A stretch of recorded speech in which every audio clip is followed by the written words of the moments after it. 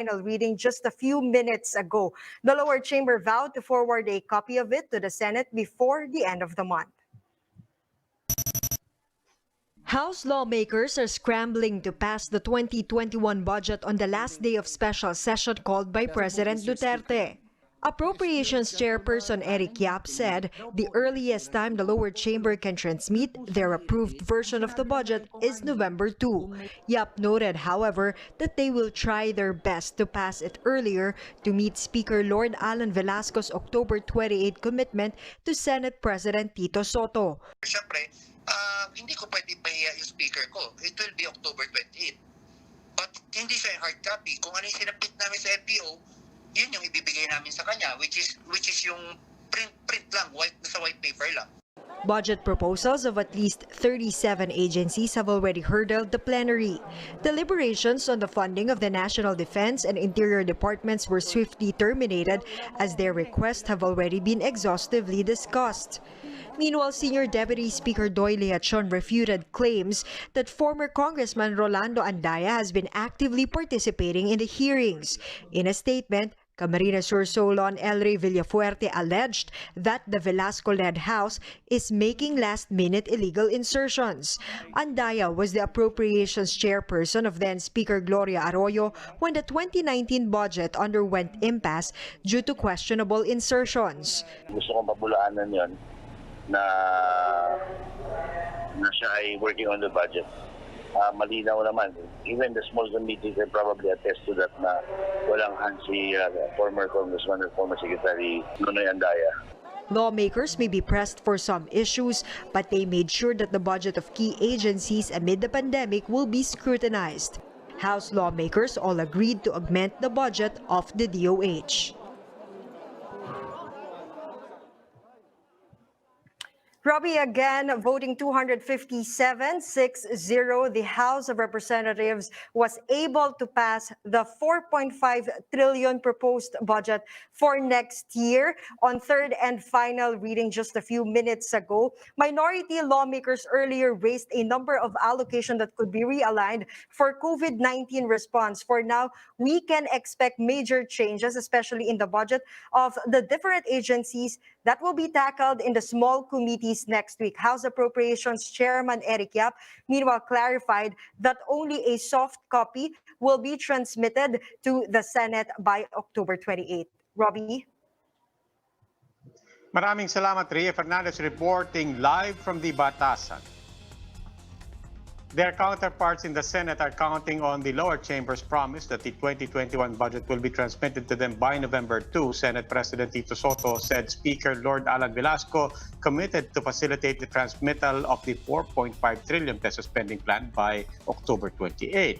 Senate Finance Committee Chair Sani Angara is now looking for ways to speed up the budget's printing. He said whether the budget bill will be submitted on November 2 or 5, it will still take a week from then to finalize the committee report. Senator Panfilo Lacson acknowledges the calendar will be tight. With China's Sinovac Biotech getting closer to conducting vaccine trials in the Philippines, health authorities are now preparing storage facilities for the shots.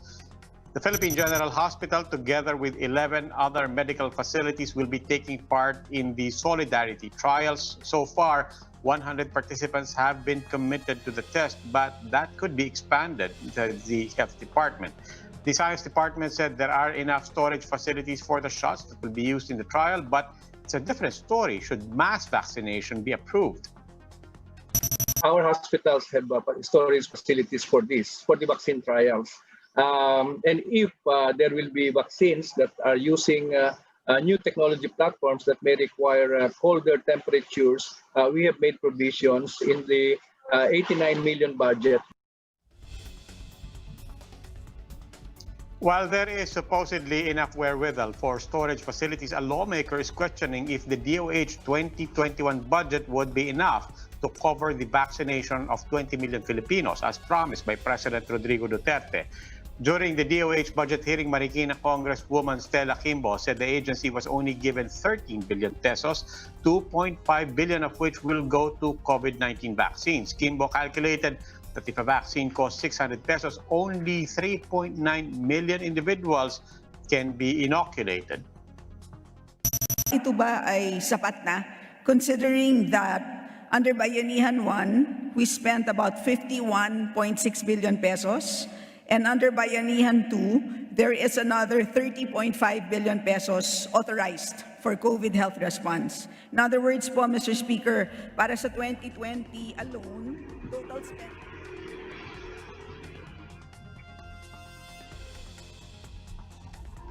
Meanwhile, starting October 26, more than 6 million infants below 5 years old are set to receive oral vaccines against measles and polio.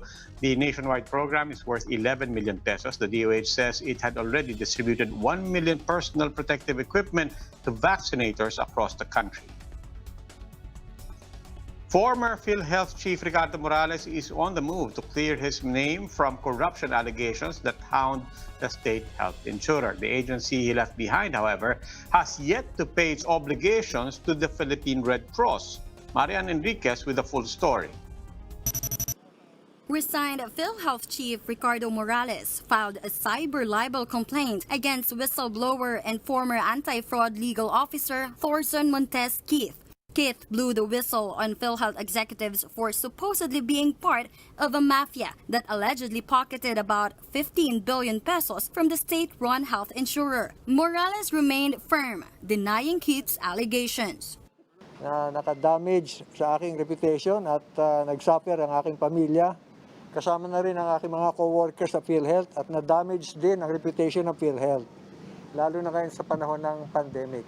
So hindi natin pwedeng palusutin yung mga ganong klaseng kasinungalingan, dapat managot siya sa mga pinagsasabi niya. PhilHealth is facing yet another setback. It failed to pay an outstanding debt of 930 million pesos to the Philippine Red Cross for conducting COVID-19 tests. This prompted the PRC to halt tests for returning OFWs, medical and government workers, and those in mega swabbing facilities through LGUs. This, said National Task Force Against COVID-19 Deputy Chief Implementer and Testing Czar Secretary Vince Dizon, will cause a drop in the country's testing capacity. May epekto ba pag huminto ang Red Cross? Malaki ang epekto. Kaya kami talaga nagtatrabaho kami since the past several days to assist in facilitating the PhilHealth payments, no? Kasi kailangan talaga. And hopefully ma-solve na siya in the next few days. Red Cross conducts around 10,000 to 15,000 tests a day, which covers around 25% to 30% of all COVID-19 tests conducted in the country daily. Due to PRC's move, the country's testing capacity will go down to 30,000 tests per day from the current 46,000. NTF Chief Implementer Carlito Galvez believes, though, that this is just a minor setback. Turnaround time, magkakaroon na effect dahil kasi siyempre yung ibang mga laboratories, magkakaroon tinatawag natin na yung volume tataas. Pero I believe temporary lang yan. It will not last for more or less 3 to 5 days. But I believe mag-step up naman yung iba yan. Galvez assures that talks are already in place between PhilHealth and Red Cross. For now, they are planning to divert some of the repatriation flights to Clark and Cebu, where they can test at least 4,000 to 6,000 individuals a day. As for Red Cross, they will have to wait for PhilHealth to settle the account. Naapektuhan na adversely yung aming operations. Kasi mahal ang pagbili ng test kits, no? Hindi siya biro, at mahal din magpatakbo ng molecular lab. PhilHealth assured that they have enough funds to pay their balance. It's just that their chief, Dante Gueran, is meticulously reviewing the memorandum of agreement with PRC. Meron silang ilang napansin doon, kaya gusto lang po nila na makasigurado, kaya humihingi po tayo ng komento sa DBM. Ang pinag-uusapan natin dito ay kontribusyon ng mga miyembro at ito'y public funds. The insurance company clarified that members may still avail their testing program through other accredited facilities. Pagdating po sa mga miyembro, hindi po sila maapektuhan sapagkat nananatiling covered po sila at nananatili po na ma-avail nila yung kanilang benefit. PhilHealth said that they are still awaiting for the DBM's comment on the MOA. For News 5, Marian Enriquez, we are One News.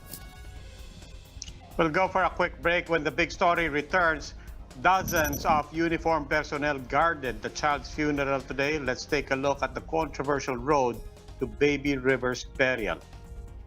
And the government is now once again allowing oil and gas exploration in the West Philippine Sea. How might China react? We'll find out next.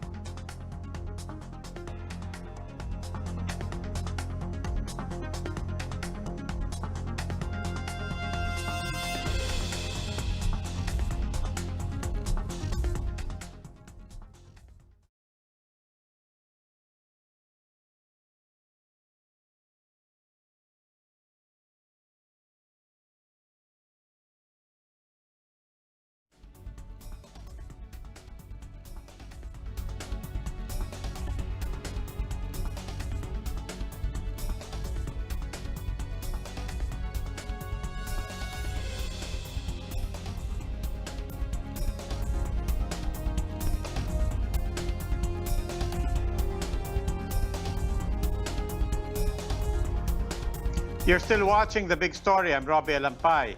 The Energy Department says the move to lift the ban on oil exploration activities in the West Philippine Sea was made in good faith to push an economic rebound. But a maritime expert warns, be prepared for China's unfavorable response. Jenny Dongon explains. President Duterte has heeded the call of the Energy Department to lift the moratorium on oil and gas exploration in the West Philippine Sea. Energy Secretary Alfonso Cusi says the move will boost the country's economy recovery by generating jobs and attracting foreign direct investments. He has also cited the dwindling energy supply from the Malampay Reservoir as well as the expiration of his service contract in 2024. Kailangan itap natin yung mga natural, yung indigenous sources natin. This is a concrete effort, concrete steps by the government in pursuing energy security of the country. The energy chief insists that the decision was made in good faith and with full regard to the ongoing negotiations between the Philippines and China. It's done in good faith because alam naman natin na meron tayong MOU na pinirmahan together with China. No, it does not affect that MOU. No, it does not stop the joint development activities that we might arrive at with China. Exploration activities in the West Philippine Sea have been suspended since 2014 on the ground of force majeure due to the diplomatic tension between China and Manila over the disputed seas. Cusi says China has not been informed about the move, but he is confident that they will respect it. Titiwala rin naman tayo sa China that they will respect our decision, our sovereign decision, and respeto nila yan, and I'm sure they also want us to see being successful economically. Maritime law expert and Professor J. Batumbakal welcomes development. Lifting the moratorium indicates that the Philippines is ready to exercise its exclusive sovereign rights over its continental shelf in the West Philippine Sea. That exactly was what China was trying to prevent us from doing. However, he warns the Duterte government of a possible unfavorable response from China. I don't think they would be happy about it because it might, to them, indicate a failure of their strategy, which is to just tie us up in talks with joint development. Meanwhile, Senate Energy Committee Chair Win Gatchalian says the resumption of oil activities will stabilize the country's energy supply. For News 5, Jenny Dongon, We Are One News. Government has eased measures restricting movement of minors and senior citizens during quarantine. Presidential spokesman Harry Roque announced that persons aged 15 to 65 years old are now allowed to go out of their homes under an IATF resolution approved by President Duterte. Previously, those below 18 and those above 60 years old were required to stay at home. Roque stressed, though, that local governments can adjust restrictions depending on the COVID-19 situation in their areas. Roque also announced as well that interzonal movement will now be allowed between GCQ and MGCQ areas, as well as between MGCQ and those under the new normal. Ang interzonal movement po ay yung pagbiyahe mula sa isang lugar na magkakaiba po ang quarantine classification dahil ng GCQ to MGCQ at ang intrazonal naman po ay para po doon sa mga kaparehong mga quarantine classification, GCQ to GCQ. And these are the other big stories today. The Catholic Bishops' Conference of the Philippines is asking government to have shorter curfew hours as Simbang Gabi nears.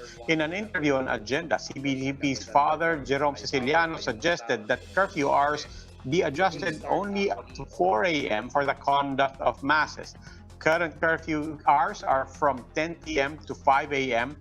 The CBCP is also looking into having additional masses for Simbang Gabi in the evenings before curfew hours so as to accommodate more churchgoers.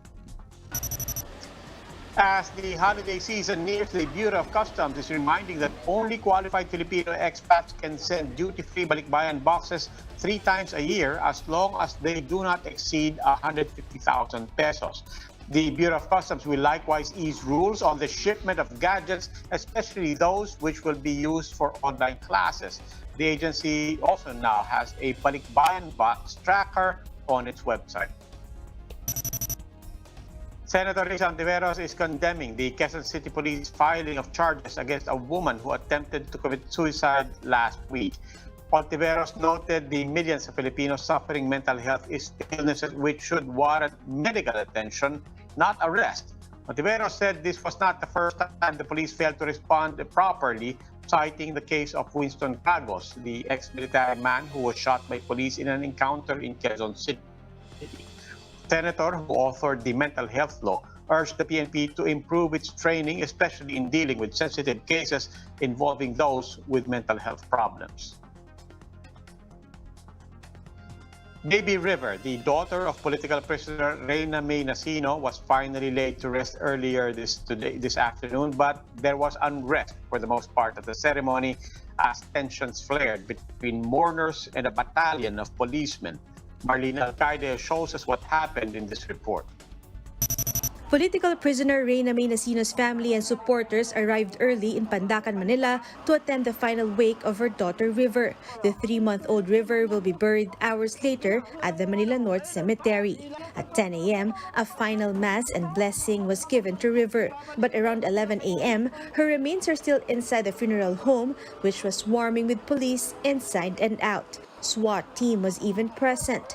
Marites Asis, Nasino's mother, begged for the police to allow them to start the procession. Alam ko naman po na hindi naman po ako kumakalaban hindi ako kalaban. Kaya lang sa nangyari kanina, hindi niyo po maiwasan na hindi ako magsalita kasi ako po yung nanay, ako po yung lola. But chaos ensued during a supposedly solemn occasion of mourning. Uniformed personnel rushed toward Nasino supporters who were holding placards that read "Justice for Baby River." The funeral procession was also cut short after the police car carrying River's body revved up. Mourners were forced to run. Some of them were left crying in the middle of the street.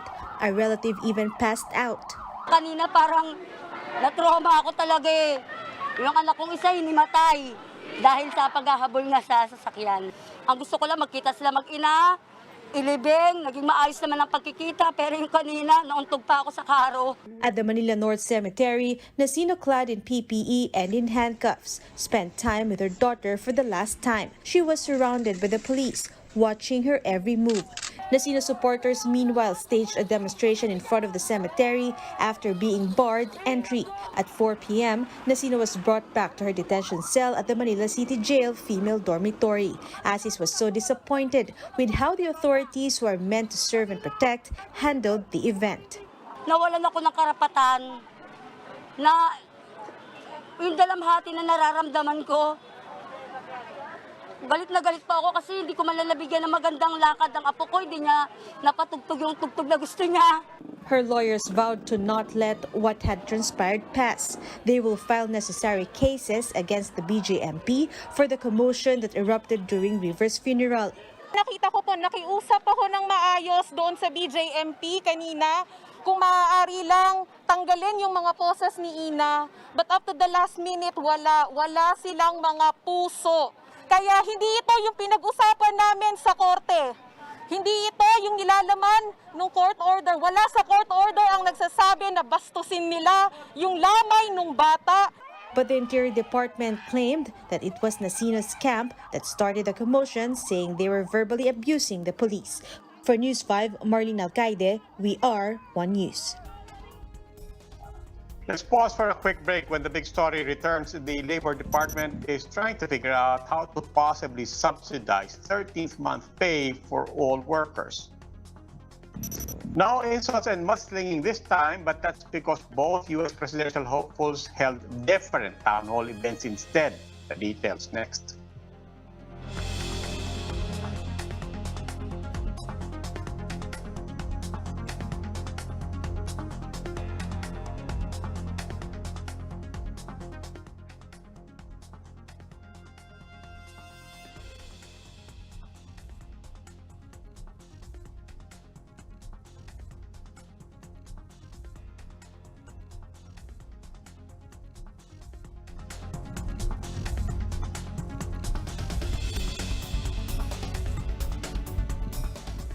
You're still watching The Big Story. I'm Robbie Alampay. The Labor Department is open to assisting ailing businesses to pay employees 13th month pay, but they admit they don't know yet where to get funds. Dale De Vera gives us the details in this report. As the pandemic drags on, more and more businesses are closing shop, and with it, the displacement of workers. Latest data from the Labor Department show that 3.7 million Filipinos have been displaced from their work as of October, what with some 86,000 firms closing temporarily and 15,000 more shutting down. This remains the main problem for a group of employers. Ang problema natin talaga, yung mga micro, alam naman natin, 90% ng mga enterprises natin micro, kalahati talagang nagsara. Yung iba, hindi malaman kung tutuloy o magbubukas pa. Yun ang inaalala namin. But now, they have one more problem to think about. All employees, regardless of their company status, will be entitled to a 13th month pay this year. DOLE finally released its advisory Friday afternoon, requiring companies to give the year-end bonus, regardless if the business is in distress or not. Secretary Silvestre Bello said this is mandated by Presidential Decree 13854, which prohibits applications for exemptions of employers to give the 13th month benefit. DOLE said, however, that they will help businesses who cannot afford to pay their employees. Kaya yung mga businesses as classified as micro and small, ito talaga mahirapan. So, we intend to propose na mabigyan sila ng cash subsidy para yung pera na dapat ibigay ng enterprises na yan, gobyerno na magbigay, diretso sa mga employees. The problem, however, lies in the financing, since they have yet to figure out where to draw funds for the government subsidy for employers. Bello said the IATF reached a consensus for the program, and it's now up for submission to the Finance Department to study where to source funds. Another option to aid ailing businesses in handing out the bonus is through loans from government banks like Land Bank. Data from the Labor Department says they will be needing at least 3 billion pesos to pay the 13th month benefit of more than 1 million affected MSME workers. A group of employers meanwhile agree with the proposal. The Employers Confederation of the Philippines says should they resort to giving loans to micro and small enterprises for the 13th month pay, they hope it will be interest and collateral free. Walk the talk naman. Ito naman hindi hingi. Bigyan lang nila ng pasilidad. Pwede naman doon sa bayanihan yan Ano ba naman yung magdagdag sila 1-2 billion doon? I think kaya yan. The Trade Union Congress of the Philippines welcomed the Labor Department's move to not allow the deferment of the 13th month pay, but also called for enough financial assistance for companies in distress. For News 5, Dale De Vera, we are One News. Tonight's PBA doubleheader saw the Rin or Shine Lasso Painters bagging their second win after dismantling Terra Firma Jeep, 91-82. Rain and Batak led the charge, finishing with 19 points, while JV Mocon added a double-double of 14 points and 10 rebounds. It was a losing effort, though, for TJ Perez, who rallied the jeep with 26 points and 10 boards. Meanwhile, the TNT Tropang Giga are running to extend their winning streak to 3 as they face the San Miguel Beermen in tonight's second game. Catch the PBA Bubble Games live on TV5 every Wednesday, Friday, and Sunday, and on One Sports and PBA Rush Daily. Games are also seen live via Facebook and YouTube live stream, Radio 5, and Signal Play. The second U.S. presidential debate kicked off on Thursday with the two candidates doing separate town hall events. After turning down a virtual setup for the debate, U.S. President Donald Trump answered questions in a forum hosted by NBC News. Moderated by Savannah Guthrie, it received praises for her handling and questioning of the U.S. president. During the forum, Trump defended his administration's handling of the pandemic, all while downplaying the efficacy of wearing face masks. Trump, his wife, and 14-year-old son have all gotten better after contracting COVID-19 earlier this month. I knew it was a big threat. At the same time, I don't want to panic this country. I don't want to go out and say everybody's going to die. Everybody's. Isn't there a middle ground? You don't have to mislead, but you can. No, there's not a middle ground. Trump's rival Democratic candidate Joe Biden, meanwhile, faced questions in a town hall with ABC News. With no interruptions from Trump, Biden was able to answer at length. He slammed Trump for his supposedly careless statements and actions amid the virus outbreak. The words of a president matter. Absolutely. No matter whether they're good, bad, or indifferent, they matter. And when a president doesn't wear a mask or makes fun of folks like me when I was wearing a mask for a long time, then, people say, well, it mustn't be that important.